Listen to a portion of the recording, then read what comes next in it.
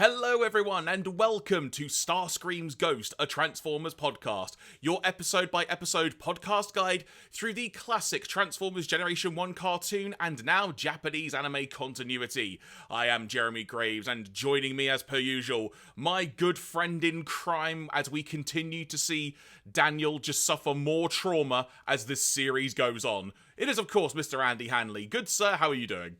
Yeah, I'm doing very well. I'm primed to hide my weak spot for the entirety of this podcast. Fair play, mate, fair play. If you are a first-time listener to the podcast, thank you very much for giving us a chance. We hope you enjoy it. Whether you found us in audio-only form through the likes of Apple Podcasts and Spotify, or if you're watching the video version on YouTube, of which if you are, hi YouTube, how you doing?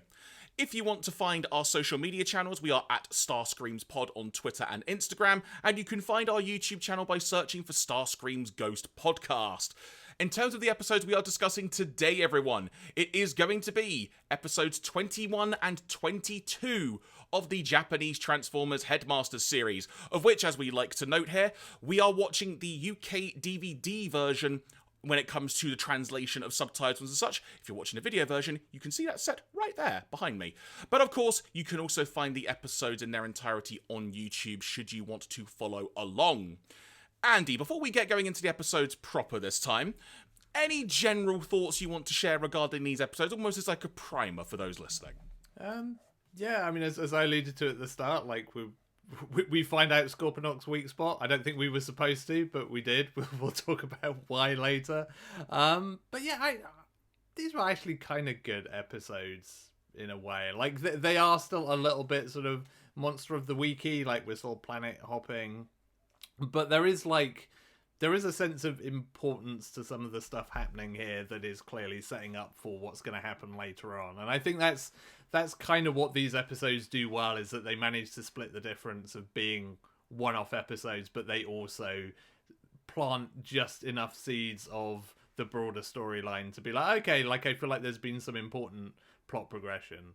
The other thing to note here is that both these episodes are kind of brutal. Like I feel like a lot of people die in these episodes. Like, even if they're not explicitly all shown on camera, like, there's a lot of really kind of brutal assaults on alien races, etc. That is another reminder that this is not, like, this is not your dad's Transformers, where, like, you know, nobody ever got hurt, really. Like, this gets kind of wild. Yeah, now you mention it, you're not wrong, actually, and that is one thing we have seen throughout the progression of this series, is that, quite frankly, it's just more violent, quite frankly. Yeah. Just in general. Which is, you know, weird way to put it, but it's kind of pleasant to see that Transformers is growing up, in that sense. Yeah, and I mean, again, we've sort of talked before, it's that typical kind of Japanese attitude towards this kind of stuff, where it's not quite as conservative when it comes to kids' TV as the West. I am worried that the Battle Beasts are going extinct, though. Yeah, they get involved again, everyone. Like, in a very minor way, but in an importantly minor way. So, expect potentially more Battle Beast talk as we go along. But with that being said, I think it's time we advance to our first episode of the show. Let's move on to episode 21, Find Scorponok's Weak Spot. We begin, actually, in the throes of action, because Wheelie and RC are running away from the Decepticon Headmasters. They're chasing them down, but then RC trips over a rock, and this brings the chase to a complete stop. Skullcruncher saying, "You can't escape us," and Weird Wolf following up with, "Autobot is my favourite dish." Great line. Then, when all is seemingly lost, and they're about to be killed by the Headmasters, who shows up in front of a literal spotlight wearing a cowboy hat but Daniel? Yeah, this is where my first note for this episode is just all caps. What is going on? So Daniel then suddenly is holding a handgun. And he starts firing the gun and literally is blowing up the Headmasters.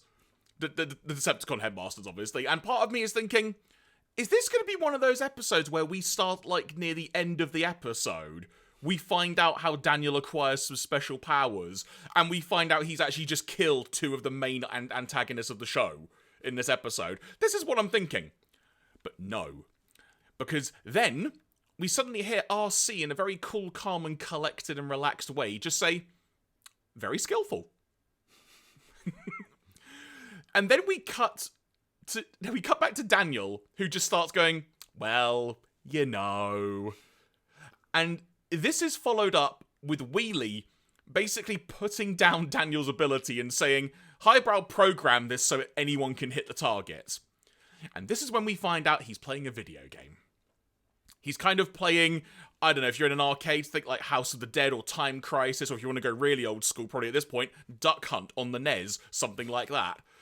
And this actually harkens back to something that we've previously discussed, Andy, because I think it was a few podcasts ago, when in one of the TF Wiki notes, we discussed how the introduction sequence to the show was changed slightly so that Decepticon characters were flashing, so it worked with the flashing light gun game that you could use on the TV. Oh, yes, yeah. I believe when it was referenced that Daniel at some point will use that actually in the show, this is that game that they are talking about. So we actually have literally got some really fun mixed media stuff going on now.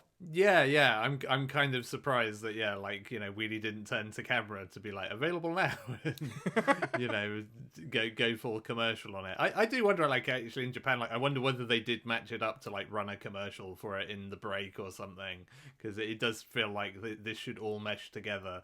Maybe this is just my marketing brain kind of popping off of just well, if you're doing this, then you should really go all in on it. I'd be very surprised if they didn't, but I'm going to imagine there's no Japanese recording of the TV broadcast at this point. Probably not. But yeah, also, again, Wheelie, what a jerk. Well, this is, he gets a bit of karma, that's the word I'm thinking of, because this then leads everything that's been going on to what the TF Wiki aptly described as sort of like a William Tell style challenge, in that Wheelie is holding a ball in his fingers. And all Daniel has to do is shoot the ball. And instead, he shoots Wheelie's arm. And my immediate thought when this happened was, oh no. Yeah, I mean, my second note for this episode was, at least Wheelie got shot. So that's the opening scenes of the episode, everybody. So at this point, we've got no flipping idea what's going to happen. Yeah, and I will say, I do love this kind of thing. I'm a big fan of the episode that starts in video game or some kind of alternative world, and you're like, what the heck is going on? And then it kind of pulls back the curtain, oh no, they were just playing a game, or they were just goofing around or whatever. Always here for that, and it was quite entertaining. Then the narrator says, quote unquote, the Decepticons have been attempting to plunder other planets' energy, but Fortress Maximus is tracking them through space. We see that the battleship is flying through space as the narrator is saying this. We then go inside to the bridge specifically. Despite what the narrator has said, it becomes very clear very quickly through dialogue that the Headmasters have lost track of Scorponok. So, someone didn't clue the narrator in here on what to say. No, again, I mean, recurring theme of this series and these episodes is the Autobots being kind of bad at their jobs. There's a lot of kind of goofs across these episodes, particularly where you're just guys, you kind of need to step it up a bit.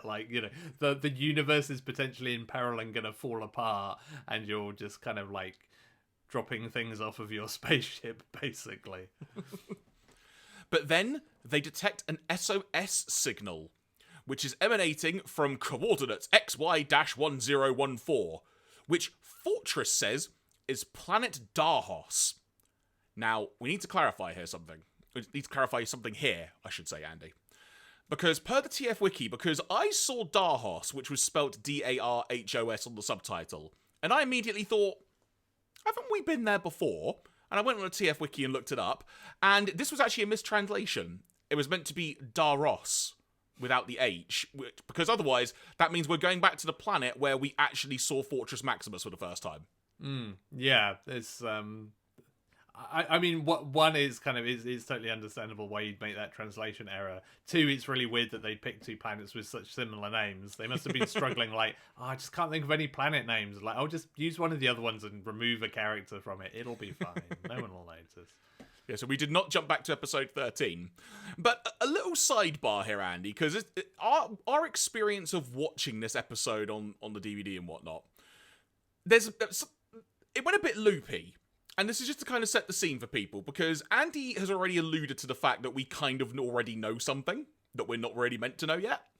And that's because during this episode on the DVD, random subtitles are just appearing in between bits of dialogue. Funny enough, they never actually cross over dialogue, but it's literally subtitles from what seems to be, Andy, a future episode, and later on, it literally gives away a crucial plot point, one of these subtitles. Yeah, because when that particular moment happened, I thought, like, oh, maybe these are just, like, subs from, like, later in the episode that got, like, mistimed or something, but no, they're from a completely different episode. Like, there is one hilarious moment, like, later on where, like, you know, a character says nothing, but the subtitle is basically like, I'm gonna kill you or something. Yes. And it's just, like, it's really perfectly timed, and it's just like, oh, wow, this is actually kind of great. It's almost like an internal monologue at that point. Yeah. So if at any point some of the notes maybe come across as a tad random or something, that might be why, just to forewarn people. So we now know that the Decepticons, are going to be on planet Daros. So we're now fast forwarding to there, specifically to the planet's northern hemisphere, which, according to the narrator, specifically is where the SOS originated from. Despite the planet looking desolate and there being no trace of energy, which begs the question, why are the Decepticons here then? The Autobots travel through the icy landscape that we see, driving through a ravine, Andy, which I feel like we've seen since like season 2 at this point. Yeah, no, I feel like we've had one ravine in the Headmasters because I felt very nostalgic all of a sudden. But yes, we have definitely, like, the ravine count has been shockingly low for Headmasters. The Autobots eventually trace the signal to a factory that the narrator highlights is under construction. But suddenly, there's an explosion. Cue some obligatory transformation sequences that mean we get to see a couple of the tech specs on the Autobot Headmasters, and then we see that the Decepticon Headmasters are literally playing target practice with a bunch of humans, or I'll just say humanoids, because they might not be for all we know. And they're literally just outright murdering them, Andy. There's no way to sugarcoat this. One is literally shot in the back of the head, and they cut the camera away just as that laser hits the back of their cranium. Yeah, I mean, that felt like the most kind of violent of all of the things we've seen. Like, a lot of it is a bit more sort of general, kind of like big explosions in the vicinity where you're just like, well, that would have killed people. But this one, yeah, this is just a kind of horrific, like execution, for want of a better phrase. And it's just like, oh man, all right, we're serious business here. Now, the Autobots are telling them, quite obviously, like, stop this, stop what you're doing. And this prompts the following dialogue exchange involving Autobots and Decepticons. Chrome Dome, what have they done? The Decepticon Mind Wipe responds with, they were prisoners. Chrome Dome, prisoners? And then Mind Wipe responds with, didn't you know this was a penal colony? Chrome Dome then just says, but even prisoners. And Mind Wipe just cuts him off and says, silence! It's done. And Weird Wolf adds, shall we give them the death penalty too? This, of course, does not sit well with the Autobots, who then just attack the Decepticons. But when I say attack, Andy, this wasn't just like an attack because they're defending things. They were angry. There was a notable amount, a lot more force, I'll say, being used in every single punch that they're throwing on their counterparts. They're proper chasing them down. There's definitely a much more violent side compared to what we've seen in the Autobots in the past, even in some of the ridiculous moments we've already seen in this Headmaster series. This was one of the more violent sides of the Autobot Headmasters that we have seen. They're then chasing down the Decepticons, and they sort of get into, I'll say, like, deeper into the factory complex, and they lose sight of them. They're searching for their enemies, and then the Autobots happen upon a group of 3 prisoners. We then find out from the narrator that the Autobots are trying to get answers from them about a variety of things, but these prisoners aren't saying anything. The narrator implies that their spirits have been crushed due to all the hard labour they have had to endure. But there was one question that they answered, and this is in relation to who sent out the SOS signal.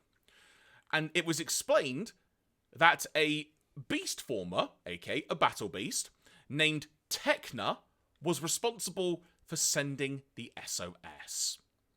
We'll come back to the rest of the scene in a minute, but Andy, I've talked a lot there, and again, a lot of violence that we've seen here, but the way this story is progressing and such, I'm really liking it.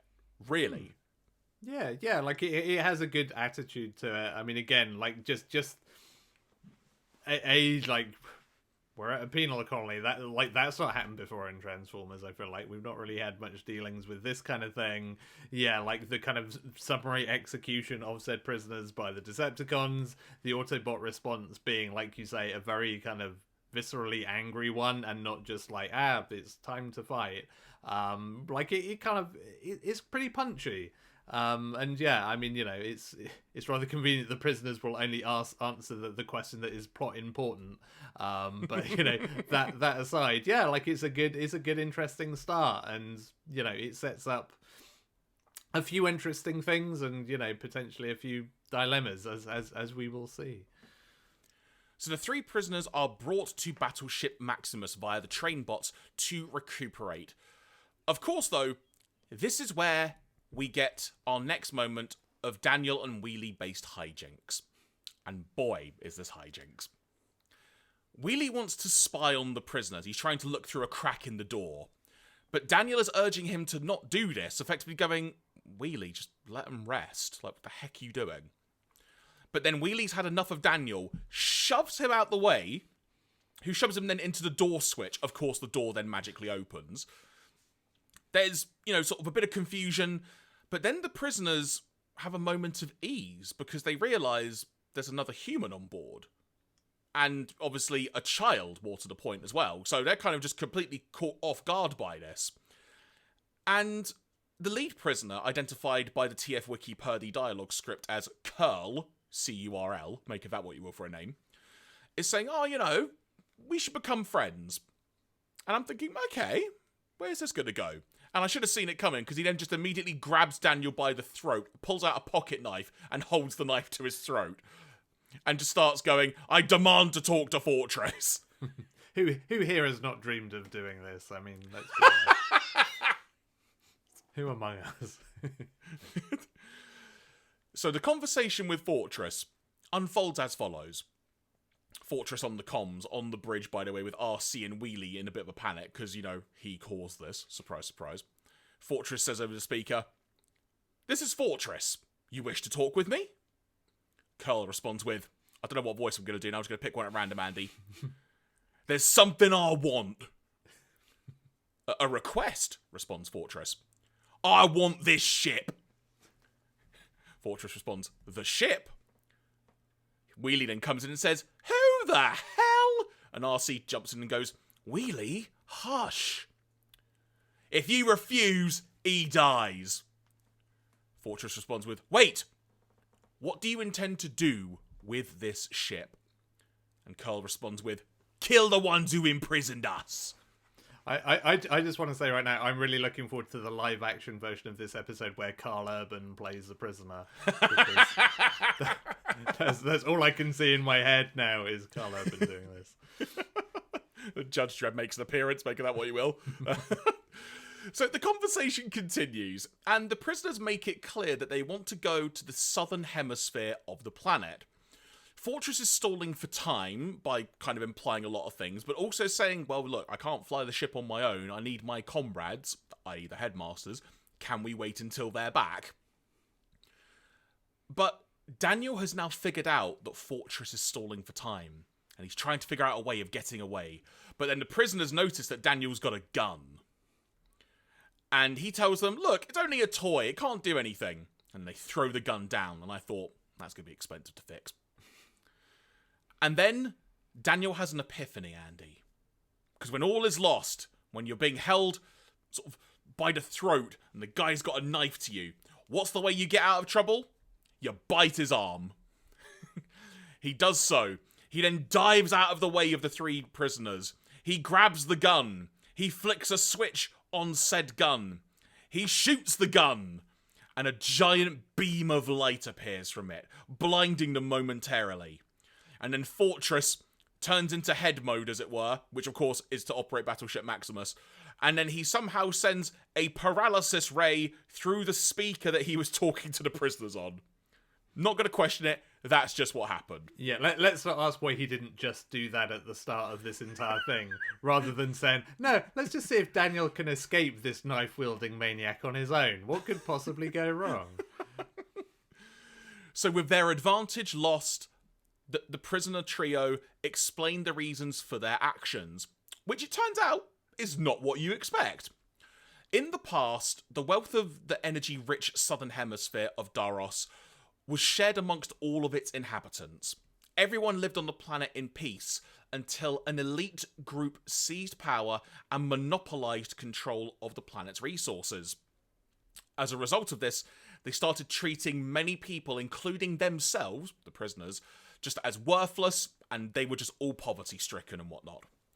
The lead prisoner, Curl, was in charge of a failed rebellion against this corrupt ruling class, and as a result of that, was consigned to the prison camp where we have discovered them. At this point, after it's all been explained, he asks Daniel to forgive him for what he has done, and Daniel just instantly, with a smile on his face, is just like, alright. Which is like, okay, Daniel, you're clearly getting over trauma quickly now. Yeah, I mean, he's just used to this at this point in time. And now, knowing the truth of the entire matter, Fortress offers the Autobots' aid to the prisoners. As far as stories go, Andy, again, I like the way this is building. It's had a fun few twists and turns here, but I actually like this twist in particular because it's not a direction I was expecting.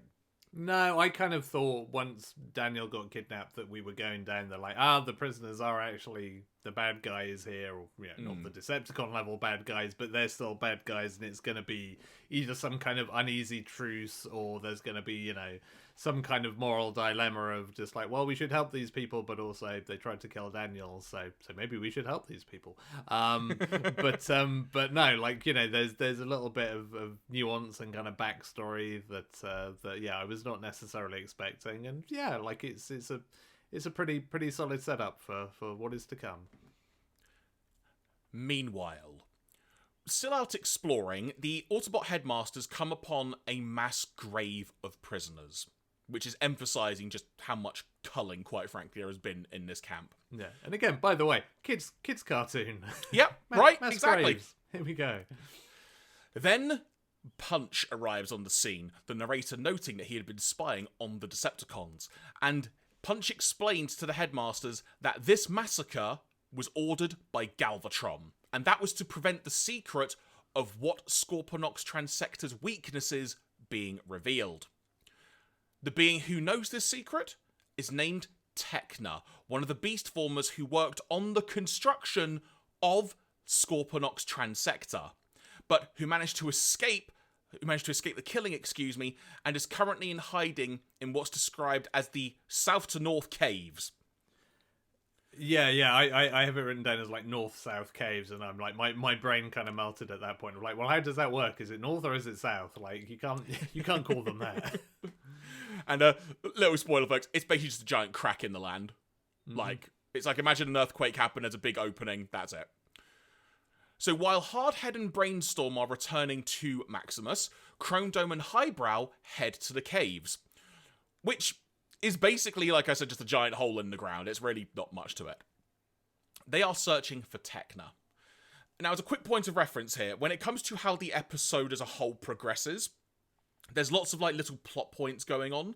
So for the purposes of recapping, I'm going to try and keep it topic by topic rather than scene by scene. So if things jump around, if you're trying to watch along with the episode, to those listening, that's why. So the Autobots soon locate Tekna, who is happy to see the Autobots.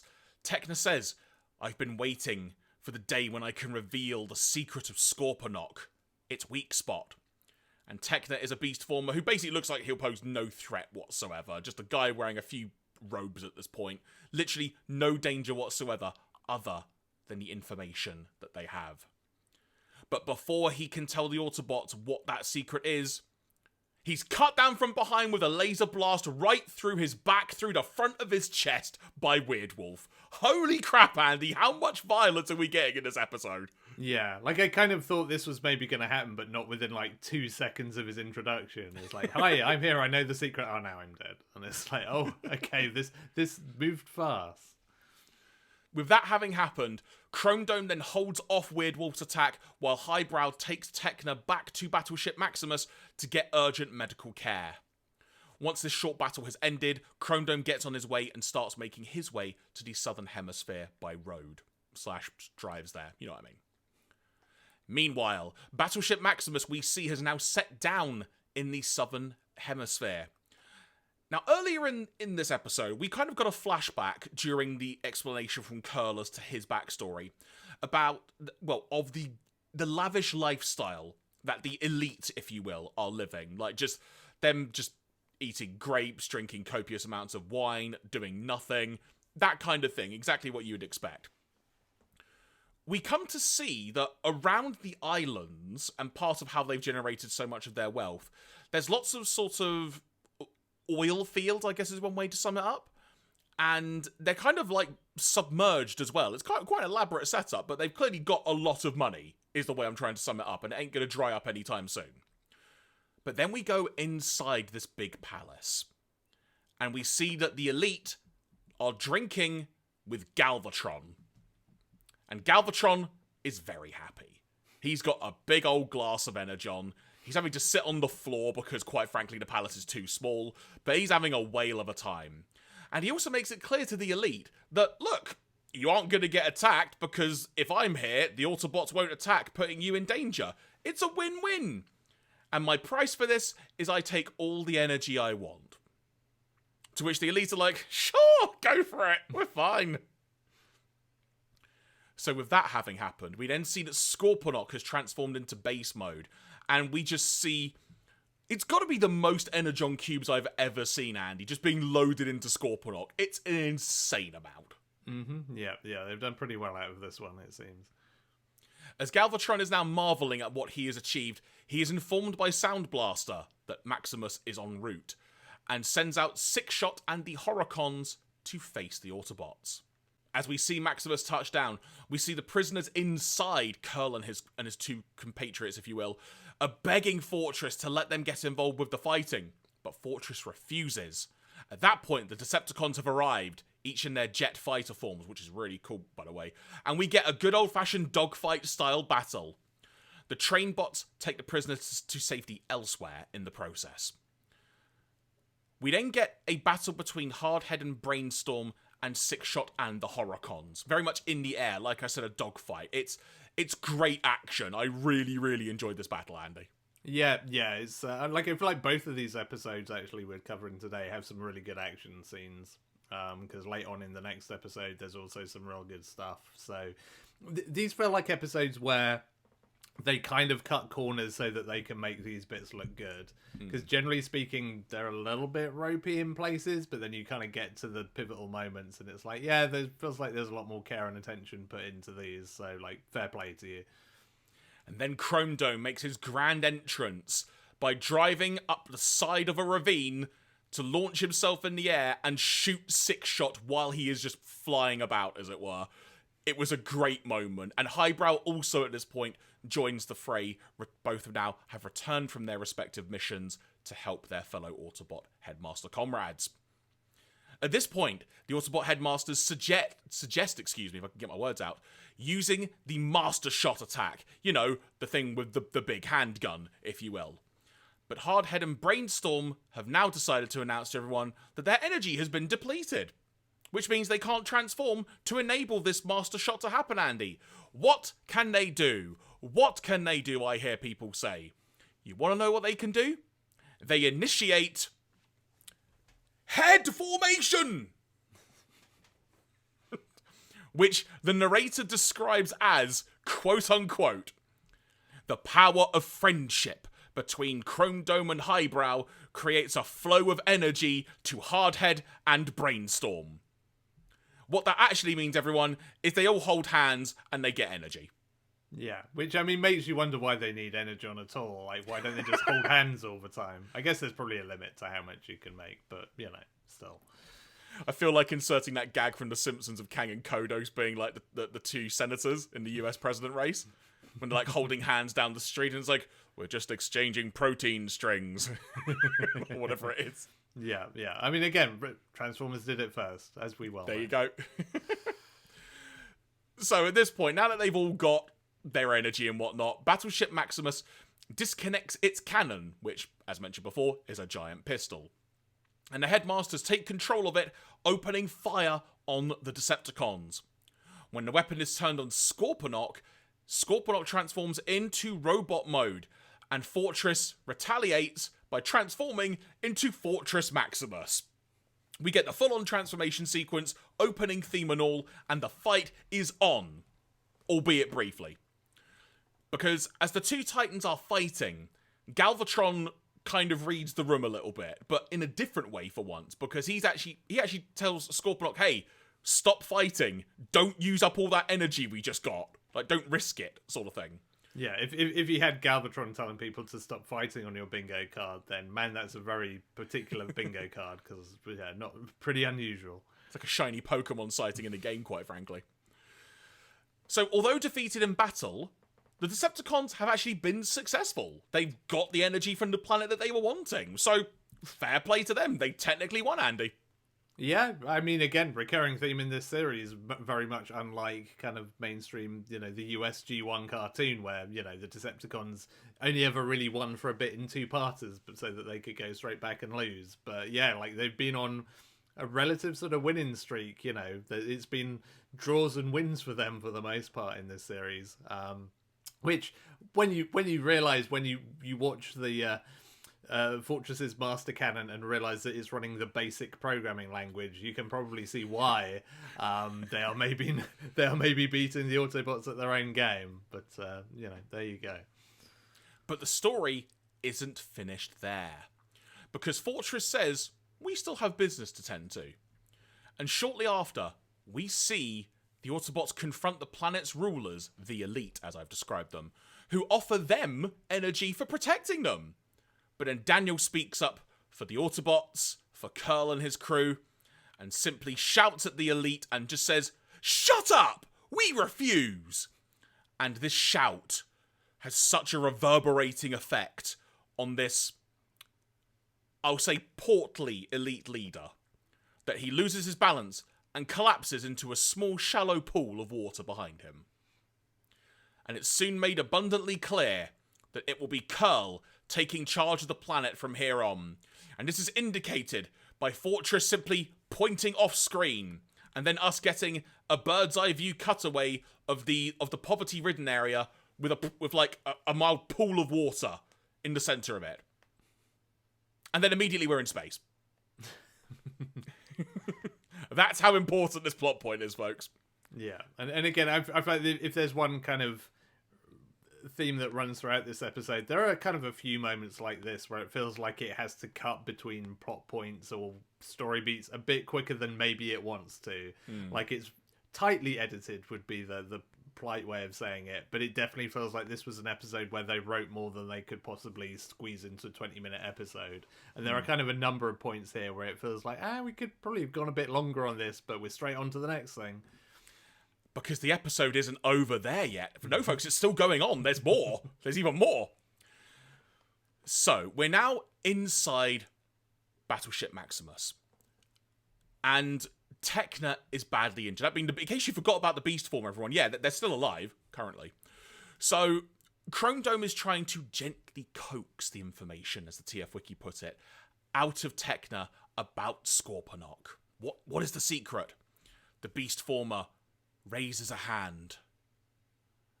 And then he's kind of implying, look at my arm. There's something weird with my arm. And everyone notices there's something weird with his arm. And then his arm drops, and Daniel catches it. And Daniel, literally, once again, has seen a person die right before his eyes. I mean, that's probably why he had no hesitation firing that gun earlier. It's just like death means nothing to me anymore. It's like, it's all the same. But now, what is on the arm? That is the question. And the way it is described is as kind of like a microfilm kind of in the arm of Techna. And seemingly that will have the data included in it that will reveal what Scorponok's secret is. But it also looks like it's not going to be easy because they're going to have to decode it. Tekna is given a space burial, like you've seen in Star Trek, Red Dwarf, name any number of shows you've seen where there's been like a space burial. It's exactly what you expect. And then Highbrow begins work on decoding, but makes it clear it's going to be difficult. I mean, when everything is running basic, it's going to take you a while to write a program to decode, so... But this is where, Andy, the subtitles don't help the situation. Because it's at this moment that we find out what the secret is before we're meant to. And it's not even addressed in the next episode either. So I don't know what episode those subtitles were appearing from, but they were way too early. I'm not going to say it out loud, but we do actually know what the actual secret is. Yeah. I mean, maybe that's what's on the microfilm. It's just the subtitles for a future episode of Headmasters. And it's just like, they go like, aha, this is what Daniel's saying, isn't it stupid? So yeah, it both entertained me and was unfortunate, especially because I mean it's kind of cool in a sense because when you know what it is, like you can see in the actual animation, it becomes clear because you look and like Scorponok is protecting part of his body whenever he gets shot at, and it's like aha, like you have a really stupid weak spot, but it's actually there is consistency. This is not something that they just made up later on in the series just because like, oh god, we need to figure out a weak spot now. And there was actually a little bit during the battle with Fortress Maximus and Scorponok in this where Maximus is trying to just, like he did previously, just slash at Scorponok, but Scorponok's shield is just kind of in front of him. And Scorponok has a very prominent line of dialogue, which is something along the lines of, do you really think your sword can break my shield? Mm-hmm. So it is implied, obviously if you know it, now we know it, you can kind of see the signs of it, which is a fun dynamic. Yeah, for sure, yeah. Because it's like you sometimes suspect with these series that they're just making it up as they go along. So it's always nice to see a bit of evidence. Like, no, this is actually... You've got all this plotted out. I appreciate this. And then we conclude the episode with a shot of Fortress Maximus flying through space before we get that wonderful ending theme. So that was the episode. And overall, Andy, it was very much a Monster of the Week episode, but it has got relevancy. But I really enjoyed this episode. Just as a standalone episode... It was good fun. There was a lot of good stuff about it. Yeah. I mean, it's definitely one of those episodes. You couldn't have run this as a two-parter. Like, there's not enough for a two-parter. This would have been a great, 1.5 episode series where just a little bit more time to flesh out some of the edges of some of the stuff that it felt like they'd written and just, had to drop onto the cutting room floor because you suddenly quickly transition to something else. But yeah, all of the plot points are good.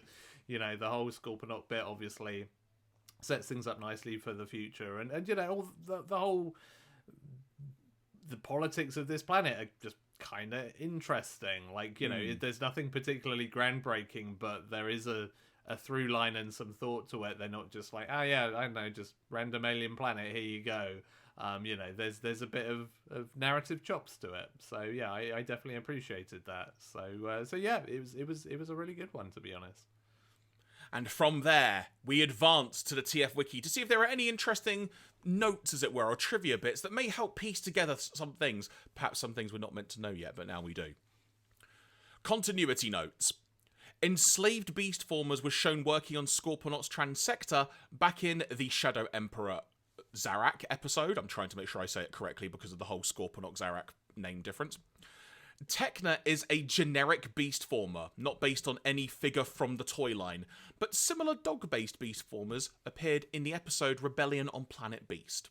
Mm-hmm. So, the power-up ability that I mentioned, that is also used in the previous episode. It was used by 3 of them specifically, but now this is the first time that all 4 Headmasters are involved, and they connect on their own transectors rather than swapping between each other as with cross-head on. This process is given the name Head Formation, and will be an important power for the remainder of the series, and a particular moment near the close of the series. So look forward to that, everybody. Continuity errors. How would Daniel's light gun, essentially just a Nez Zapper, be able to hit the ball, let alone injure Wheelie's arm? When it's a light gun. I mean... What are lasers if not really strong light guns? Is my rebuttal to that. That was very deep, Andy. The way you said that. Fortress seems oddly keen on a regime change for a planet he's never been to before, based on the word of one guy who was holding a child hostage at knife point mere minutes earlier. I mean, there is a lot taken at face value there. That is certainly true. Trivia notes. This episode originally aired in Japan as part of a triple bill alongside Battle for Defense of the False Planet and Head Formation of Friendship on December the 18th. I'll add the year in here. It's 1987. There you go. No, that's fair. So yeah, get your light gun game in time for Christmas. There you go. You see? There you go. The Region 2 release of this episode suffers from a subtitling glitch. Oh, good. We get to acknowledge this in proper trivia form. In which, on a few occasions throughout the episode, subtitles from another episode appear on screen.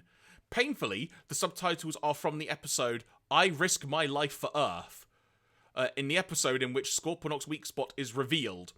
And on one of the subs, which appears, it has... basically, one of the subs has that very revelation revealed. So we now know what episode that is from. I'm going to quickly see vaguely where that is. It was I Risk My Life for Earth. It's roughly episode 26 by the look of it, so we're not too far away from it. But either way, wait, no, episode 26, that was episode 21. Yeah, so... Yeah. So that's a bit of a difference right there. It is, yeah. I mean, it makes you wonder whether that's how they made the mess up, because they were so busy thinking about Scorponok's weak spot that they somehow ended up in the wrong place. The Region 4 DVD release of this episode, i.e. Australia and New Zealand, despite being released 2 years after the UK DVD set that we're referring to, still contains the same subtitle errors. Yeah, clearly, yeah, not much effort put into such things. This episode is one of the very few times in any Transformers media where Decepticons are shown killing humans. Yeah. One of the other times going to be next episode, but anyway. Foreign localization. Not too much to say here, to be quite frank, Andy. The Omni Productions dub name was simply Scorponok's Weakness. Shout Factory subtitle name was Find Scorponok's Weak Spot. In Italian, it was The Secret of Lord Zarak, which, yeah, sure, yeah, technically technically correct. Yeah, bit more vague, and can appreciate that. And then in Mandarin, I kind of like this one. It's just, it translates as Expose Scorponok's Weak Spot. Yeah, no, that's pretty good. Which, again, technically didn't happen, but it just did for us by QC error.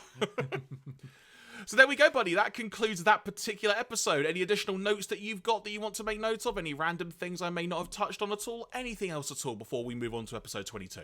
No, I think let's move straight on. Okay, then. Well, with that being said, let's delve into episode 22, Head Formation of Friendship. I'll try and say it like that each time. We begin with the Autobots aboard Battleship Maximus, who are still lagging behind in their pursuit of the Decepticons and their planet-hopping energy raids. Chrome Dome immediately sets the tone for the episode by saying, "I'm so bored. How long do we have to keep up with surveillance?" And Hardhead just responds with going, "We have no idea when the Decepticons are going to show up. We'll just have to keep looking." Then an alarm goes off. But this time, for once, Andy, it's not an SOS or an impending attack. It's actually because their attack systems have got something wrong with them. Some kind of glitch or repair job needed, if you will. The restless Chrome Dome and Hardhead decide to occupy their time, and I say decide as in they're told to go and do it, by venturing out onto the ship's hull to repair the fault. Now, considering as well, Andy, it's been well established that the Headmasters can fly in space. They decide to shimmy along the side of the ship, like we're watching an episode of Red Dwarf from the 1980s, as it were. And Chrome Dome nearly falls off, and it's just like, I don't understand. Yeah, I definitely had that same moment of just like, who cares? Like, not in a like, I wish ill on Chrome Dome. Just like, you could just fly back to the ship. I don't know, maybe their energy levels were low or something. I'm sure you could write some good reason for it. But yeah, it did seem a bit weird. It's like you've literally been flying around the galaxy for God knows how long. So I think you'll be fine out there. They hadn't done their head formation of friendship yet, you know? Exactly. But that aside, They find that the problem that has been flagged is actually far greater than first thought and are unable to fix it themselves. Continuing the story from the end of the previous episode, we see that Highbrow has still not been able to actually decode that information yet, so Chrome Dome and Hardhead can't call on him to lend his technical expertise. Although I will say, like, from the screens that he's looking at, it looks like he's just reading some poetry and stuff. Like, I feel like he's just, like, browsing the internet. It's like, no, decoding this is really hard, while he's just, like, reading some, I don't know, reading TF Wiki or something. An irritated Chrome Dome does what most people do when technology isn't working.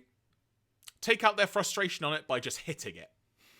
He punches a pipe or similar looking thing, and that jars loose a few screws and components, which just drift off the side of the ship and float into space. Yeah. Now, I don't know if anyone's ever seen the film Gravity, but I just had visions of just like, this is how it starts. It's just like, oh no, like Chrome Dome's just like obliterated like a bunch of astronauts and spaceships, etc. Also, the start of Planetes, if we want an anime reference. Yeah, there you go. You know, space debris is dangerous. Don't just let screws fall off of your spaceship. You know, Yeah. Supposedly, like, you know, the good guys, like, no, don't do that. Well, look, Chrome Dome adds to that, to your musings there, Andy, by simply responding by going, oh, that doesn't look too good. Yeah. I mean, also, I mean, you'd like to think, again, as mentioned, like, Autobot incompetence, like, an ongoing theme in this series. I mean, you'd like to think that they have spares for stuff like that. That, you know, they just have, like, a toolbox that has a bunch of screws from other flat pack furniture that'll probably fit and it'll be fine, because, you know, that's usually how this goes. I expect they probably just got, like, part of their cargo bay that's just dedicated to loose nuts and bolts. Yeah, just a bunch of spare Metroplex eyes in case they get stolen again. All sorts in there. Meanwhile, we see that the Decepticons have landed on the harmonious Planet Paradise, and that they're basically just wrecking the local landscape, with Scorponok flying down through trees, just attacking the locals, and they're about to begin draining the planet for its natural energy sources. Surprise, surprise. Galvatron, in response to everything he's seeing, says, "Ah, ha, ha, ha, ha, look at how frightened the humans are." Sixshot responds with, "It'll be easy to take their energy." And Galvatron says, "Exactly! My plans are to wipe out the humans and take over the planet." In a later scene, we see that Galvatron is actually surprised by just how much energy that this planet has for them to plunder. He's very happy. Indeed, yeah. It's a nice little kind of name to it, like, aha, yes, this really is a, like, paradise planet. On which note, like, I'm glad we finally come to a paradise planet, because I feel like that's like a staple of any spacefaring series. You have to visit the paradise planet at some point and be like, oh, this is perfect. So kudos Transformers for finally getting us there. Back with the Autobots, we find out that they have subsequently been able to pinpoint the Decepticons' location. Fortress notes that the planet is where humans and animals live in harmony. Bit late, Fortress, they're not currently. But with Battleship Maximus unable to proceed there until Chrome Dome's repairs are done, Fortress gives Highbrow a reprieve from his code breaking, which is once again, through dialogue, made very clear, it ain't getting too far. There's a lot of work to do. But he sends him on an advanced scouting mission along with Twincast aboard the train bots. Fortress says to Highbrow just before they go, which I'm not sure if this is a translation error, Andy, but I felt the need to bring it up for potential discussion. He says to Highbrow, "Listen, I want to avoid conflict with the Decepticons down on the planet, right?" He's asking a question, and I'm just thinking, what do you mean, Fortress? What are you insinuating here? Also worth noting that Chrome Dome and Hardhead have basically have at this point just left the repair job because they've noticed people are going away to do something, and they're trying to make their case to go on the mission. And Chrome Dome's big sales pitch for why he should be going on this mission is, quote unquote, what if Highbrow's alone and something happens? But in Fortress, as polite as possible, essentially says, stop slacking and finish the repairs. I love this having to take care of children style, like very old Optimus Prime reminiscent thing from Fortress once again. Yeah, no, he does. He for all of my criticism sometimes with Fortress, he does some good work in this one in terms of being like, well, you know, if you can't fix it, guess we'll just have to leave it behind. It's like, all right, I'll get it done. As they fly over the planet's jungle, that being the train bots, they are approached by Paprika, a native girl who is riding on a giant bird, who immediately assumes that the Autobots are the Decepticons, based on everything that's happened to her village and stuff already. Highbrow convinces her that they are in fact the Decepticons' enemies, and learns from her that half of her village was basically just sacrificed so quickly there was nothing they could do, and it was just an awful situation. She also says that the villains are currently based by a sheer cliff. As far as descriptors go, Andy, for where somewhere is, it's like, can you narrow it down just a little bit for me? Yeah, pretty vague, but also a very useful place to fight Decepticons, I guess, on top of a sheer cliff. That said, I do also want to call attention to the fact that the visual as this conversation is going on from outside the train bots of this giant bird just sitting on top of the train bots, I laughed so hard. Oh yeah, it's great. Like, that whole thing is really good. No, I will say, like, as another like point of note for this episode, really nice just to have a whole bunch of time with one of the headmasters just in their like head mode without the big robot man. Like, I want to call him Gort for this entire time because that's what he's called in the other general G1 continuity, but just to have like head in robot mode rather than entirety of highbrow. Like, we've not, I'm surprised they haven't done more of that this season, especially when you've had like other sort of like human or humanoid characters for them to interact with, but it's pretty rare. Like, I feel like this is the longest anyone's been in this form in the entire series. Yeah, I want to say maybe Chrome Dome was for a little bit at one point, but I don't remember the exact context. There was in one of the earlier episodes, but even then, that was kind of, I feel like that was more like a necessity. Like, I think something had happened to his actual body or something at that point, whereas this was very much just a kind of, I guess, like a good choice of stealth. Like, rather than send Jetfire in to do the stealth bit, as we've had in Transformers in the past, it's like, no, just send the smallest guy possible. Just like leave your body somewhere safe and just go in your head mode in robot mode. There's a quick report back to Fortress via a video call, and this is when one of the other random plot points of the episode makes itself known, because we see that Daniel is taken aback, taken aghast, whatever you want to say. He's smitten for Paprika. Like father, like son. You are wrong, actually. So this leads to the following conversation between Wheelie and Daniel. Wheelie says, "It must be that girl." Daniel responds with, "No, I just haven't seen a human face for so long." "I see. I guess you miss human contact. Hang on, is my face no good then?" says Wheelie. Daniel just sticks his tongue out and just goes, "Nah." And Wheelie responds with, "You don't have to react like that," acting as though he's hurt. And then Daniel has to go, "Oh, I was only joking," and then runs away laughing. And at that point, I'm just thinking, this child. What will this child grow up to be? Yeah, I mean, well, we closely followed like Spike's kind of journey through adolescence and beyond. So I feel like this episode gives us a pointer as to what at least some of that is going to be like. With that conversation out of the way, thank God, we hear from Chrome Dome that the repair is going to take more time because of the quote-unquote difficult spot it is in. Very technical term. Exactly right. Fortress then tries to egg him on a bit by saying, we're going to leave for the planet shortly. And Chrome Dome's like, I'll try and work faster.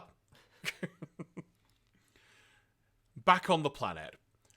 Highbrow is now sort of investigating things solo, having been taken to the location by Paprika. He sends her away to use the train bots to get the rest of her villagers to safety. And we also hear that Twincast and his cassettes are also doing their own form of patrols as well. Highbrow climbs up to the top of a mountain and can see a bunch of energon cubes just unattended. And he's just thinking, it's really quiet here. Where is everyone?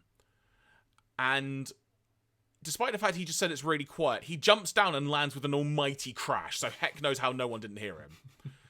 And then it turns out it was a trap, because this is when Mindwipe appears and starts throwing one of his minds. What's the word I'm looking for? Mindwipe? A mind spell? Hypnosis. Thank you. Hypnosis. He starts throwing that towards Highbrow and starts saying, "You'll be blind as a bat during battle. You'll be blind as a bat during battle. You'll be blind as a bat during battle." It's actually a really good tongue twister now I thought about it, so I'm going to try it again in the future. And Highbrow is trying to think of a way to get away from this, Andy. He's in great pain. And ultimately, he does the one thing that, based on his reaction, Mindwipe thought no one could ever do. He transforms and starts flying away. Yeah. It's who could have foreseen this? And Mindwipe's reaction was essentially, "Wait, you can't do that!" And then he just takes out a gun and just starts shooting down on him and whatnot. But then it becomes a 3-on-1 fight against Highbrow. Suffice to say, he is captured. But Steeljaw notices what happens, but also realizes he's not strong enough to help Highbrow, and instead goes to report to Twincast so they can all offer some assistance. Back at Paprika's village, Battleship Maximus has now touched down, and the Autobots have now met the natives, led by Paprika's father, Polonus. And this is when we get round 2 of Daniel, and now Wheelie, being smitten with Paprika. As Daniel shakes Paprika's hand, he starts blushing. And then Wheelie immediately feels jealous and is like, "Hi, I'm Wheelie." Also wants to shake her hand. And when he does, his eyes turn heart red. Yeah, I mean, I find that kind of menacing, like, because that made me think, like, whenever, like, a Transformer's eyes go red, that normally means they're about to go berserk and attack people, like, there's some Dark Brandon energy going on with him, and it's like, this is a strange, because Transformers can blush, right? We know this, we have seen Transformers blush, so why is Wheelie not blushing? Why is he going, like, nightmare eyes red? Like, I don't know. It seems strange. Maybe all his blush mechanics are just in his eyes. I mean, yeah, it might be some malfunction, I suppose. I mean, it's Wheelie, Yeah, like it's like when you get a car and, like, they've wired the brake lights and the reverse lights on the wrong way around, and so it's like that, but Transformers, I guess. So to try and emphasize, how cool they are, and like the differences between Earth, Athenia, and this planet we're on now, Planet Paradise. They start kind of talking about things that are really cool, and Paprika is teaching Daniel how to fish with just his bare hands, and then tries to Wheelie tries to put over the fact, I should say, that, I can transform, that's really cool, and then Paprika says, "I can do this," whistles in the air, summons the giant bird, goes flying around a bit, does another whistle, jumps from the giant bird, lands on a really fast deer, and just says, "I can do that." To which Wheelie's response is just, "Well, I think transforming's cooler, but right." Yeah, I mean, it's a strange turn of affairs for a series that is trying to sell Transformers toys to kids. Because suddenly everybody's like, "Well, I just want the Paprika toy that has a giant bird and a giant deer that goes really fast. Like, I don't want these robots anymore. The robots suck." As this is happening, Twincast arrives on the scene and reports of Highbrow's capture. But then the village is attacked. Six-Shot is about and is just launching an onslaught of laser fire on the village, setting the surrounding jungle on fire. This is when we get a really, really, really random moment, Andy, and I was genuinely confused until I actually had to look it up on the TF Wiki to make sure I wasn't losing my mind. We suddenly get a Transformer I don't recognise, who is just trying to breathe fire, but is saying we need to try and breathe water. And I'm just like, I swear I recognise you. Where have I seen you before? And I looked it up. And it's Double Cross. It's an Autobot, not a Decepticon, mind you, because I thought it was like the Decepticon equivalent, but it's not. It's Double Cross of the Monster Bots, who we last saw earlier in the series being left to guard Planet Beast. Why are they here now? I don't know. They're just here. Time to sell some more toys. It's like, guys, you've not used this toy in forever. The sales are down. Like, you need to find a way to get him off Planet Beast. His shift is over. You could just imagine the scene at HQ just being like, you know, these toys sold really well for a couple of weeks after that episode, but sales have really gone down. Can anyone figure out why? And the writer's just like, no. Yeah, and this is one of those episodes where kind of the whole fight scene that ensues is very much like, hey, let's sell some of the cool toys again, because for a series that has been very Headmaster focused for a good few weeks now, it's suddenly just like, but don't forget these toys, kids. They're also really cool. Like, admittedly, they don't have a giant bird, but hey, they're really cool. Look, they're cool. I mean, look, like we said, it's close to Christmas, you know. Yeah, exactly.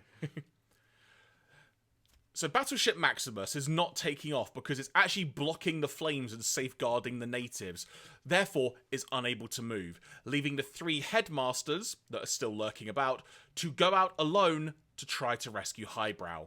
In terms of other people that are lurking about, despite being told to get to safety, Daniel, Wheelie and Paprika are sort of going through some cliffs trying to find the other villagers, but then Paprika summons the giant bird and flies away.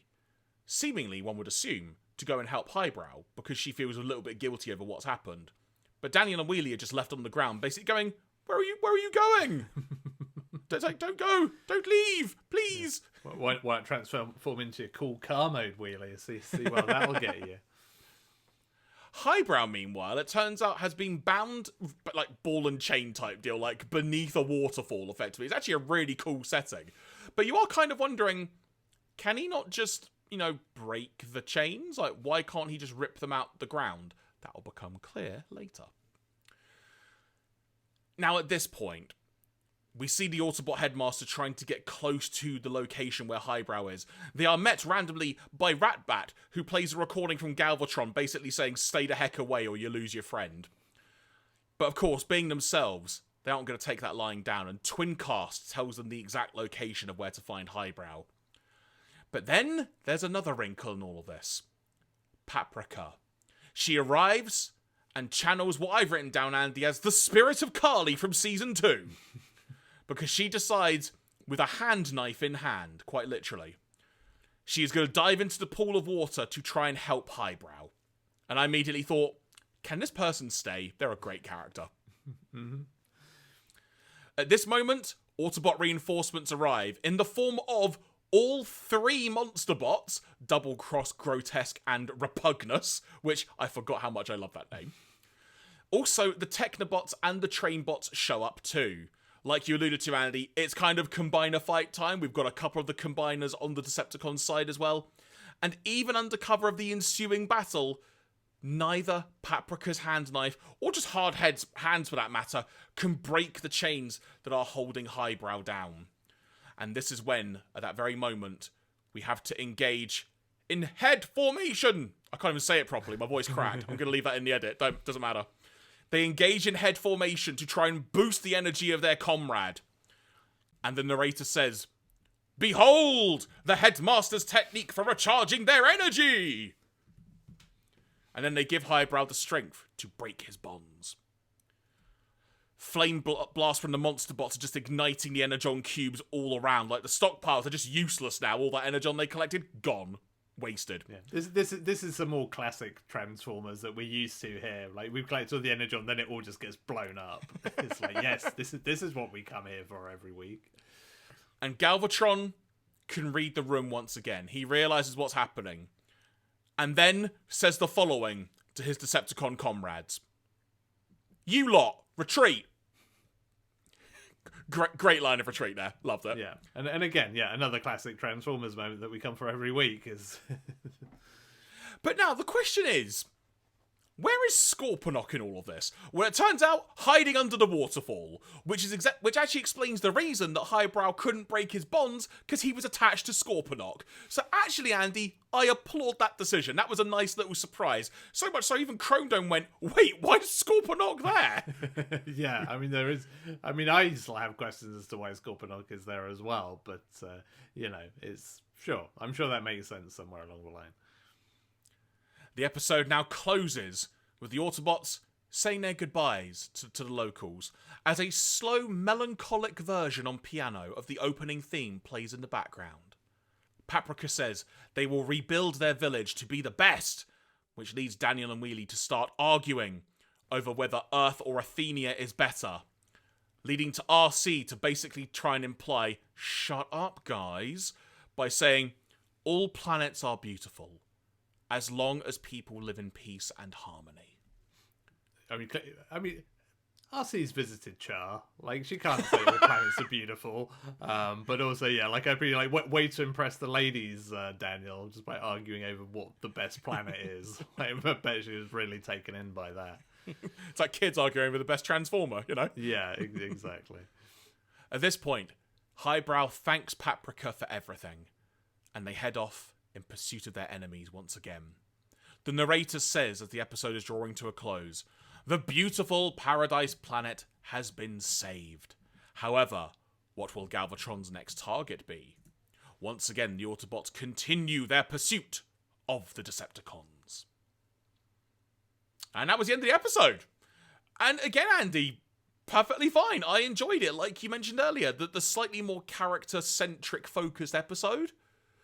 I liked it. I got a kick out of it. We haven't seen too much of Highbrow, and there was a lot unique about this that made it fun to watch. And also, like you said, it had a lot of harkenings back to older school G1, like American style G1, if you will. And it was really fun watching this. It was just a perfectly watchable episode, and I have zero qualms with it.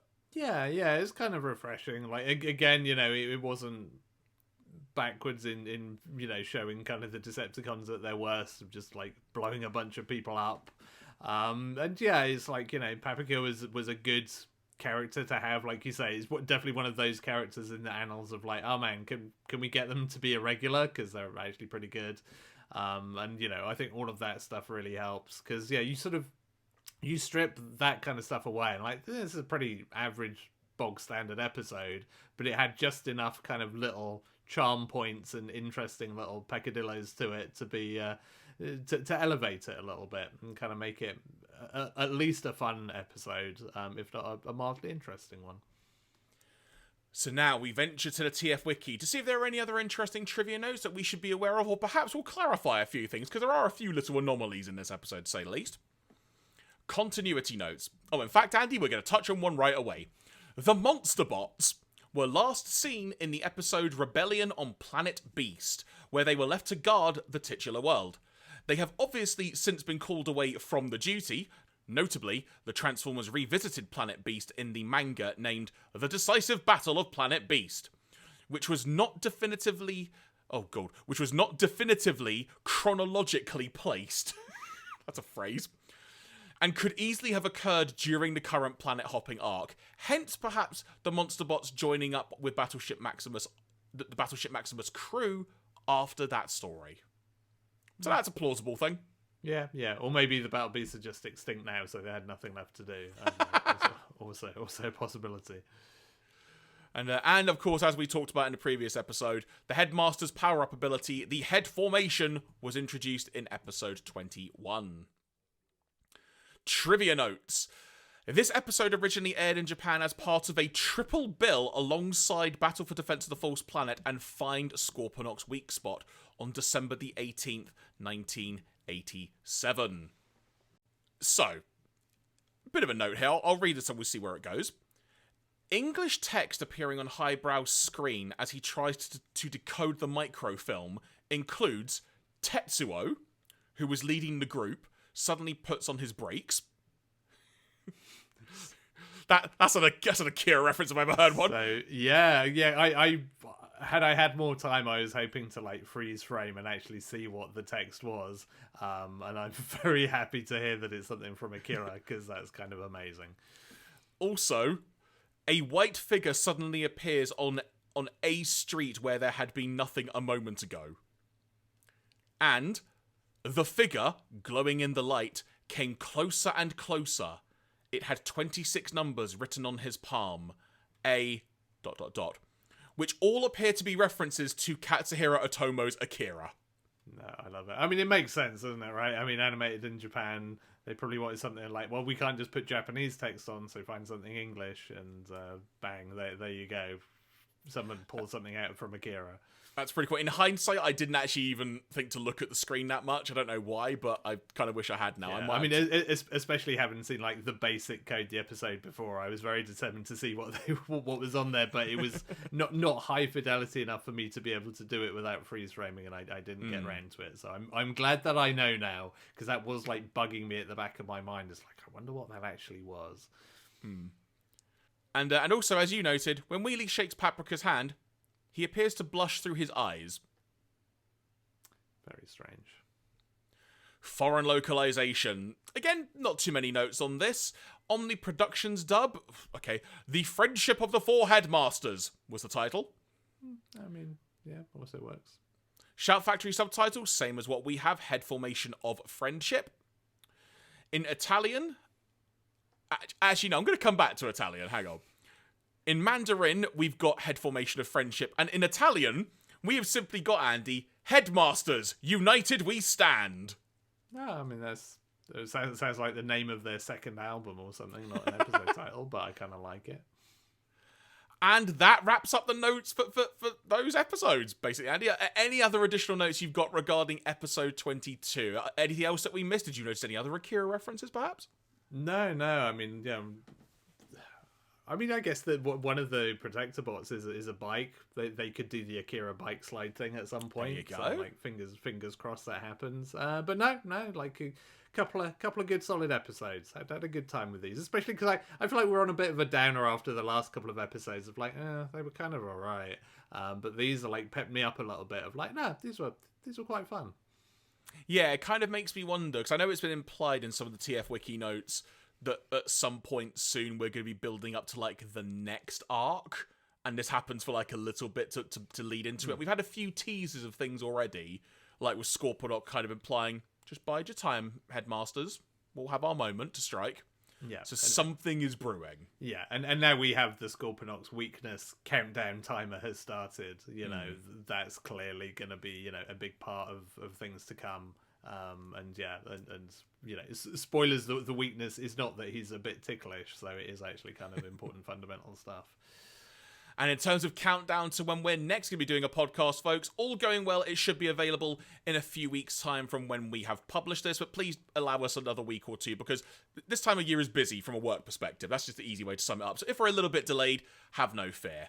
But we will be talking about episodes 23 and 24 of Transformers Headmasters, which you'll be happy to hear, Andy, or perhaps not, have the following episode titles. Episode 23... Mystery of the Space Pirate Ship.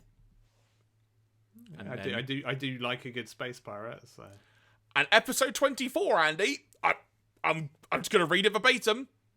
Ultra Magnus dies. Finally. Spoiler? Yeah, I mean, I don't know. I mean, maybe we'll accidentally have subtitles from the episode where he comes back to life or something, and that'll spoil the whole thing. So who can say what will happen on this roller coaster upon which we reside? I wasn't expecting that, so when I loaded up the thing to have a look at what it was, that's the way I do it, folks. I sort of don't look ahead. I didn't know it was going to say that, so it caught me completely off guard. Yeah, it is a very. I mean, it's not unique to Japan, but Japan does love a good literal episode title that just tells you what happens, and it never ceases to astound me when they do stuff like that. It's just like, yeah, main character dies.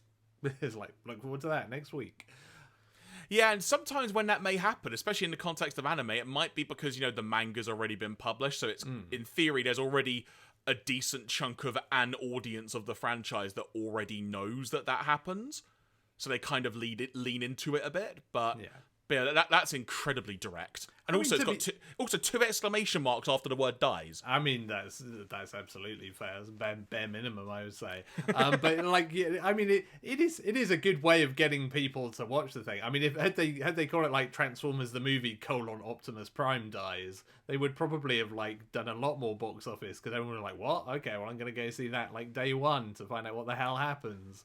So there is something to be said for kind of giving the game away, because then you want to know how and why, and so on and so forth. But and that's what we think now, is it? Like, how and why? What happened? Yeah. I mean, in theory, it would imply we're going to be back on Earth, because isn't that where Magnus is based? Yes, I think he's on Earth currently, not Athenia. I don't know. I lose track of who is where. Or is he on Athenia? I'm trying to remember. And I mean, again, let's not forget, like, Ultra Magnus has been blown up a bunch of times as well. So in the movie. Yeah, I mean, maybe the Junkions can just put him back together again. So it may not be such a big deal as we're making it out to be. Actually, I know we're going with this for a minute or two, but that's actually just occurred to me. No, the movie hasn't happened in this continuity. Yeah, exactly. Which also, does that mean then that the Junkions don't exist? Yeah, or I mean, they maybe exist but have never been been found in contact. With the Transformers. They're probably watching Headmasters on TV. Like, that's very meta. Actually, you're not wrong. Actually, now you mentioned it. They're probably like, God, we hope Daniel doesn't come to our planet. But there we go, folks. So thank you very much for listening and or watching this episode. We hope you enjoyed it. If you did, why not tell a friend about the podcast? We would really appreciate it. Once again, you can find our Instagram and Twitter handles at StarscreamsPod. If you've been watching on YouTube, or you want to find the YouTube version, I should say, if you search for Starscream's Ghost Podcast, you should find us just fine. Of which I will add that sort of in the intervening time, when there's going to be sort of downtime between episodes and whatnot, I'm sort of currently trying to put together some clips from our massive podcast run of just specific topics and stuff. So if you see the odd video popping up, or I might even also put them up as just like a little audio extra for the podcast feed, should people just want to delve in and out, as it were, don't be surprised if you see those pop up. But if you enjoyed them, why not hit a like on them? We'd really, really appreciate it.